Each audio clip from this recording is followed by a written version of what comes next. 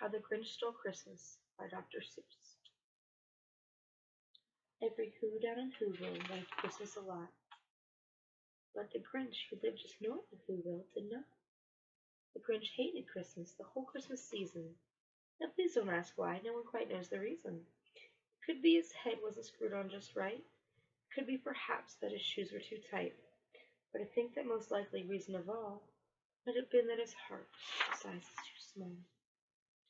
But whatever the reason, his heart or his shoes, he stood there on Christmas Eve hating the Whos, staring down from his cave with a sour grinchy frown at the warm lighted windows below in their town. For he knew every Who down in the Whoville beneath was busy now hanging a mistletoe wreath. And they're hanging their stockings, he snarled with a sneer. Tomorrow is Christmas, it's practically here.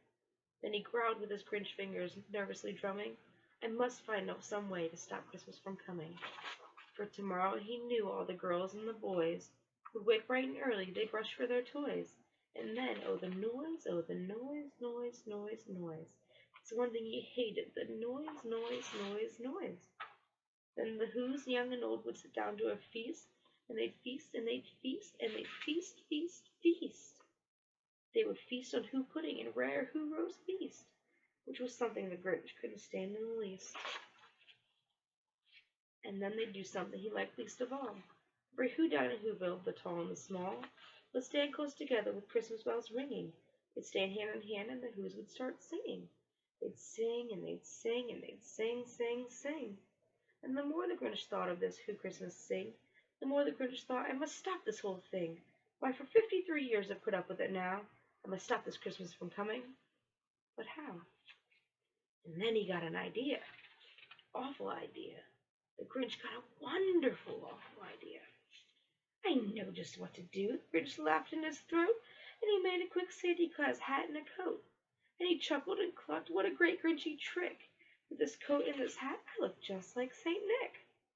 All I need is a reindeer, the Grinch looked around. But since reindeer are scarce, there was none to be found.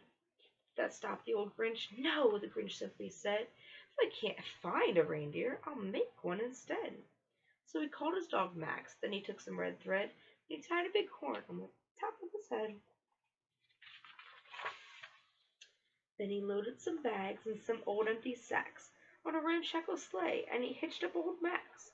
Then the Grinch said, giddy up, and the sleigh started down to the homes where the Whos lay a-snooze in their town.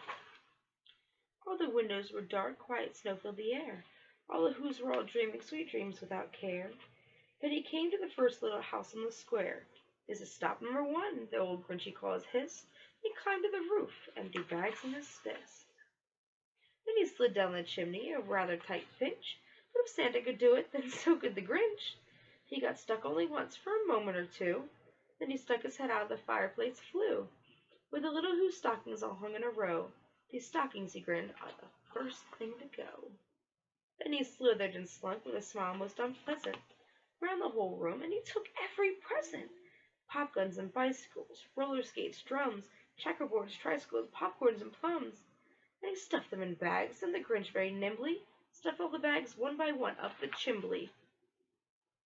Then he slunk to the icebox, he took the Who's feast. He took the Who pudding, he took the roast beast. He cleaned out the icebox as quick as a flash. By that Grinch even took their last can of Who hash. Then he stuffed all the food up the chimney with glee, and now, the Grinch grinned, I will stuff up the tree. And the Grinch grabbed the tree, and he started to shove, when he heard a small coo, like a dove. He turned around fast, and he saw a small Who, little Cindy Lou Who was not more than 2. The Grinch had been caught by this tiny Who daughter, who got out of bed for a cup of cold water. He stared at the Grinch and said, Santa Claus, why? Why are you taking our Christmas tree? Why? But you know that old Grinch was so smart and so slick, he thought up a lie, and he thought it up quick. Why, my little sweet tot, the fake Santa Claus lied. There's a light on the tree that won't light on one side, so I'm taking it home to my workshop, my dear. I'll fix it up there, and I'll bring it back here. And his fib fooled the child, then he patted her head, and he got her a drink, and he sent her to bed. And when Cindy Lou Who went to bed with her cup, he went to the chimney and stuffed the tree up. Then the last thing he took was the log for their fire. Then he went up the chimney himself, the old liar. On the walls he left nothing but hooks and some wire, and the one speck of food that he left in the house was a crumb that was even too small for a mouse. Then he did the same thing to the other Who's houses, leaving crumbs much too small for the other Who's mouses. It was 1/4 past dawn, all the Who's still abed, all the Who's still a snooze, when he packed up the sled, packed it up with their presents, the ribbons, the wrappings, the tags and the tinsels, the trimmings and the trappings. 3,000 feet up the side of Mount Crumpet, he rode with his load to the tip-top to dump it. "Pooh, pooh," said the Who's, he was grinchiously humming. "They're finding out now that no Christmas is coming. They're just waking up, I know just what they'll do. The mouths will hang open a minute or two, and then the Who's down in Whoville will cry boo-hoo." "That's the noise," grinned the Grinch, "that I simply must hear." So he paused, and the Grinch put a hand to his ear, and he did hear a sound rising over the snow. It started in low, and then started to grow. But the sound wasn't sad. Why, it sounded merry. It couldn't have been so, but it was merry, very. He stared down at Whoville. The Grinch popped his eyes. Then he shook. What he saw was a shocking surprise. Every Who down in Whoville, the tall and the small, was singing without any presents at all. He hadn't stopped Christmas from coming. It came, somehow or other. It came just the same. And the Grinch, with his Grinch's feet ice cold in the snow, stood puzzling and puzzling. How could it be so? It came without ribbons. It came without bags. It came without packages, boxes, or tags. And he puzzled 3 hours till his puzzler was sore. Then the Grinch thought of something he hadn't before. Maybe Christmas, he thought, doesn't come from a store. Maybe Christmas, perhaps, means a little bit more.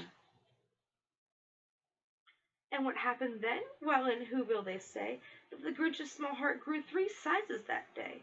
And the minute his heart didn't feel quite so tight, he whizzed with his load through the bright morning light, and he brought back the toys and the food for the feast, and he himself, the Grinch, carved the roast beast.